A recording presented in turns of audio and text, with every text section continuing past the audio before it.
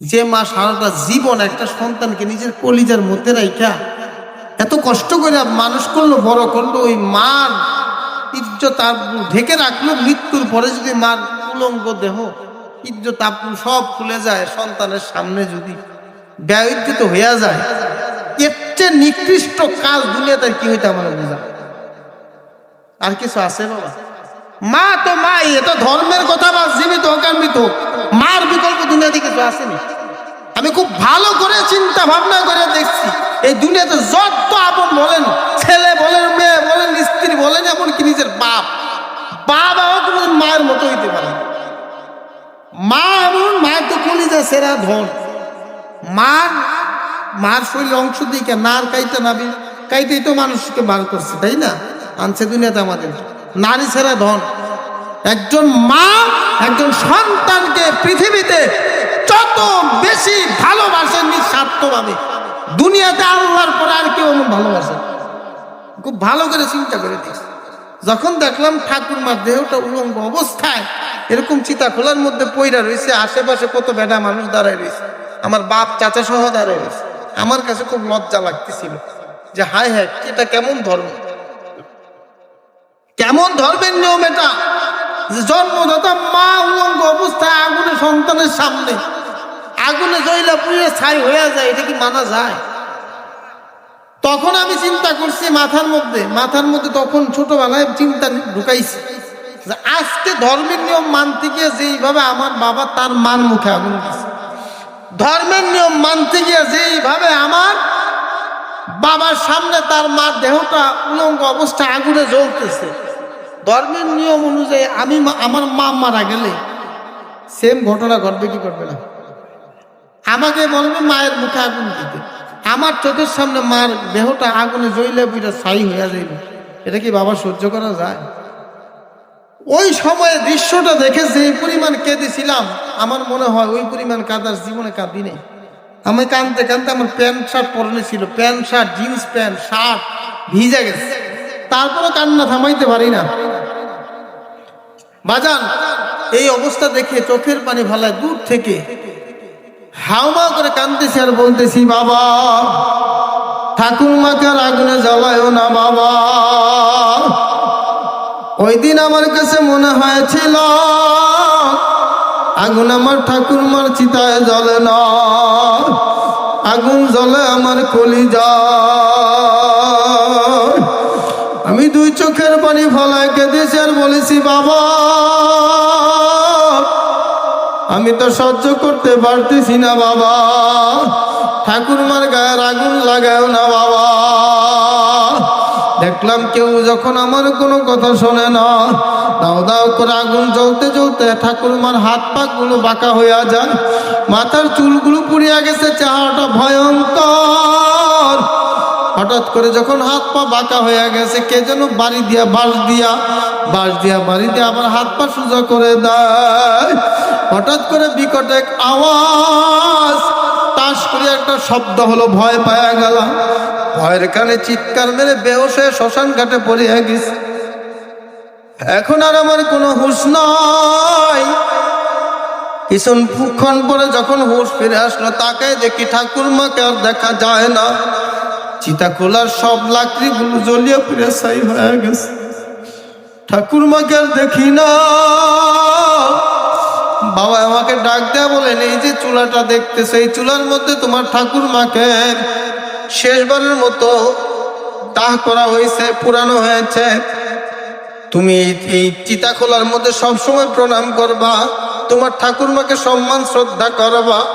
আমি প্রণাম করে যখন মন্দির ওই চিতা খোলার থেকে বের হইতেছিলাম, গেটটা বের হইয়া বাবার হাতটা থামা মারিয়া ধরছিলাম, বলছিলাম, বাবা তোমার কাছে জানতে চাই। এতবার ডাকলাম আর কান্না করে বললাম, বাবা ঠাকুরমার গায়ে আগুন লাগায়ও না, আমার কোনো কথা তুমি শুনলা না বাবা। এই মায়ের দুধ খাইয়া বড় হইলে, মা কত কষ্ট করে তোমাকে লালন পালন করে মানুষ বানাইলো, বড় করলো বাবা, তোমার কি মায়া লাগে না? তুমি কেমনে তোমার মায়ের মুখে আগুন দিলা বাবা? তোমার চোখের সামনে তোমার মা আগুনে জ্বলে পুড়ে ছাই হয়ে গেল, তোমার কি একটু মায়া লাগে না?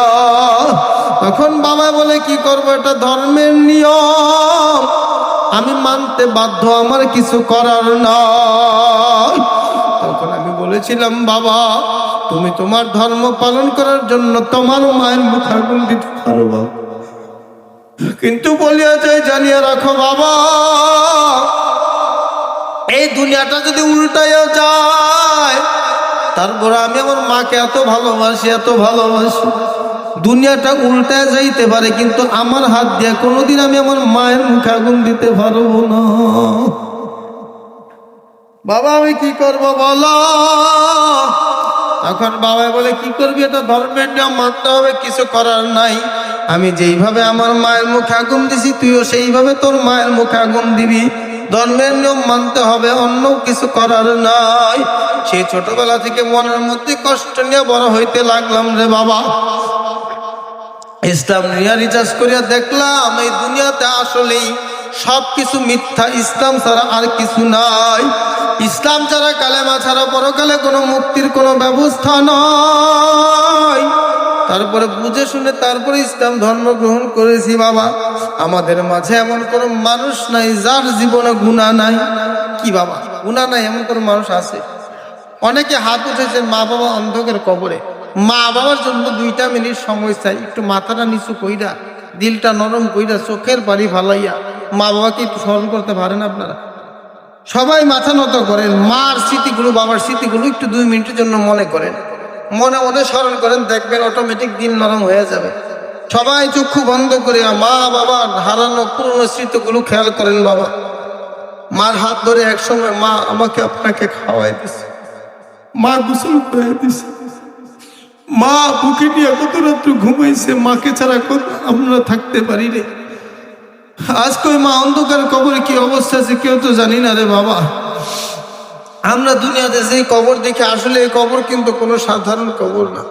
কবর সম্পর্কে নবী বলেন, আর কবর রাউদাতুম মিন রিয়াদিল জান্নাহ আও হুফরাতুম মিন হুফারিন নার। নবী বলেন, হ্যাঁ আমার উম্মতেরা, তোমরা যে কবর দেখো, এই কবর কোনো সাধারণ কবর না। কোন কোন মুমিন মুমিনা কবরে যাওয়ার পর কবরটা জান্নাতের বাগান হয়ে যায়। আর যখন কোনো গুনাহগার কবরে যায়, যখন কোনো বেনামাজি কবরে যায়, যখন কোনো ঘুষখোর সুদখোর জেনাকার গুনাহগার কবরে যায়, নবী বলেন তখন এই কবরটা সাধারণ মাটির গর্ত থাকবে না, কবরটা জাহান্নামের আগুনের কুয়া হয়ে যাবে। কবরের মধ্যে একটা না, 2টা না, 99টা সাপ আসিয়া জমা হবে রে বাবা। ওই সাপ বড় ভয়ঙ্কর সাপ। ওই সাপ সম্পর্কে নবী বলেন, লা নুফিখা ফিল আরদি মা আমবাতাত খাতরা। ওই একটা সাপে যদি দুনিয়ার এক প্রান্ত থেকে একবার শ্বাস ফলাইতো, তামাম দুনিয়ার মানুষ, গরু ছাগল, গাছপালা, তরুলতা যা কিছু দেখা যায় সব জ্বলিয়ে পুড়ে ছাই হয়ে যাইত রে বাবা।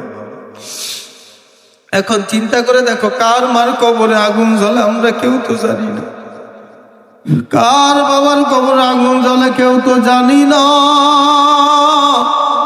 আমার যুবক ভাইরা, মুরব্বী বাবারা, আজকের মাহফিল একটু পরে শেষ হয়ে যাবে মুনাজাতের মাধ্যমে।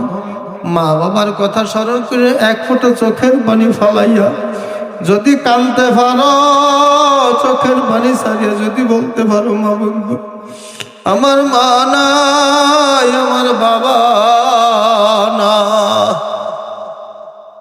দিলটাকে নরম করিয়া, দিলটাকে ভাঙ্গিয়া, চোখের পানি ফলাইয়া যদি মালিকের কাছে বলতে পারো, আমার মন বলে তোমার 1 ফোঁটা চোখের পানির বরকতে আমার আল্লাহ তোমার মা বাবার জীবনের গুনাহকে মিটাইয়া দিয়া কবর আগুনকে বন্ধ করে দিতে পারে রে বাবা।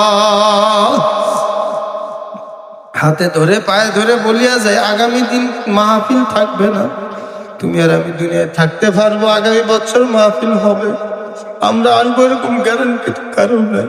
নিজের গুণের কথা স্মরণ করে চোখের পানি ফলাইও, মালিকের কাছে কান্দার বলো, মালিক আমি তো বুঝি না, এই গুনাহ করে বলেছি, মালিক খোদার কসম করে বলে 1 ফোঁটা চোখের পানি ফলায় যদি কাঁদতে পারো রে বাবা, এই পানিটা বৃথা যাবে না।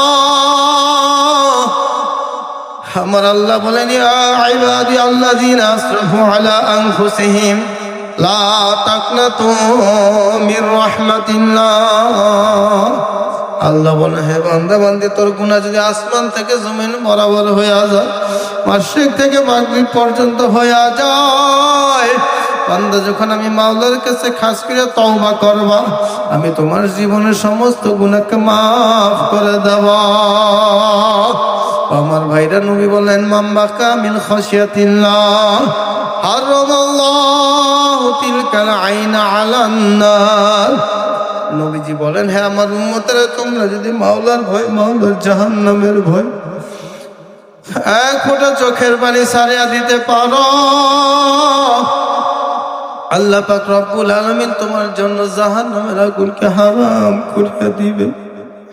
আমার যুবক ভাইরা, মুরব্বী বাবারা, যাদের চোখে পানি এখনো আসে না, তারা মালিকের কাছে কান্দার বলো, মাবুদ গো, এত মানুষ কান্দা, আমার চোখে কেন পানি নাই? আমি কেন কাঁদতে পারি না? জাহান্নাম ছাড়া বুঝি আর আমার উপায় নয়। জানিয়া রাখিও, হাসরের ময়দানে যখন গুনাহগার বেনামাজি গুলো উঠবে, দূর থেকে জাহান্নাম বেনামাজিদেরকে দেখিয়ে, নাফরমান গুনাহগারকে দেখিয়ে গুরিম গুরিম আওয়াজ দিয়া লাফায় লাফায় আসতে থাকবে। মালিকের কাছে ফরিয়াদ করে বলবে, মাবুদ গো, তুমি আমাকে বানাইছ, তুমি কি আমাকে খোরাক দিবা না? ওই সময় জাহান্নামের হুঙ্কারে সমস্ত হাসরের ময়দান থরথর করে কাঁপতে থাকবে। সমস্ত নবীরা পর্যন্ত উম্মতের কথা ভুলিয়া ইয়া নাফসি ইয়া নাফসি শুরু করিয়া দিবে রে বাবা। কিন্তু ওই সময় তোমার আমার নবী জনাবে মুহাম্মদুর রাসূলুল্লাহ সাল্লাল্লাহু আলাইহি ওয়াসাল্লাম সিজদায় পড়ে কাঁদবে আর বলবে, রব্বি হাবলি ইয়া উম্মতি, রব্বি হাবলি ইয়া উম্মতি। নবীজি কাঁদবে আর বলবে, মাবুদ গো, জাহান্নামকে তাড়াতাড়ি ফেরাও। আজকে আমার একটা উম্মতকে যদি জাহান্নাম খাওয়া ফেলে, আমি নবী তো সহ্য করতে পারবো না। তখন আল্লাহ পাক রব্বুল আলামিন একখানা পেয়ালার মধ্যে পানি দিয়ে বলবে, নবী গো, এই পানিটা জাহান্নামের গায়ে ছিটাইয়া দেন। নবীজি পানিটা নিয়ে যখন জাহান্নামের গায়ে ছিটা দিবে, জাহান্নাম ঠান্ডা হয়ে কেট কেট করে পিছনের দিকে দৌড় দিবে। নবী জিজ্ঞাসা করবে, মাবুদ গো, এটা কোন কুদরতি পানি, কোন বেহেশতের পানি? বিরাট বিরাট ফেরেশতারা মোটা মোটা শিকল দিয়ে যে জাহান্নামকে টানিয়ে রাখতে পারে না, সামান্য একটু পানির ছিটে জাহান্নাম কেমনে ঠান্ডা হয়ে গেল? আল্লাহ বলবে, নবী গো, এই পানি কোনো জান্নাত বেহেশতের পানি না। আমার বান্দারা ইসলামী তরুণ 9 নং ওয়ার্ড উড়ালতলি যুব সমাজের মাহফিলে গিয়া চোখের পানি ফেলায় যখন আমি আল্লাহর কাছে কেঁদেছিল, তওবা করে বলেছিল, মাবুদ গো, আমি আর গুনাহ করব না, মাফ করিয়া দাও। জাহান্নামের ভয়ে যখন বান্দা চোখের পানি ফেলে তওবা করেছে, আমি আল্লাহ তখন বান্দার চোখের পানিটা বলে যত্ন করিয়া রাখিয়া দিছিলাম। ও নবী, আজকে এই পানি যেইভাবে জাহান্নামকে ঠান্ডা করতে পারে, এর বিকল্প কোনো পানি আমি মাওলা বানাই নাই। এই জন্য বাবা, এখন মুনাজাত হবে। মুনাজাতের মধ্যে সবাই বাপমার কথা স্মরণ করে কান্না করব। আল্লাহ তাআলা যেন বাবা আমার জীবনের গুনাহকে ক্ষমা করে দেয়, কবরকে জান্নাতের বাগান বানায় দেয় বলে আমিন।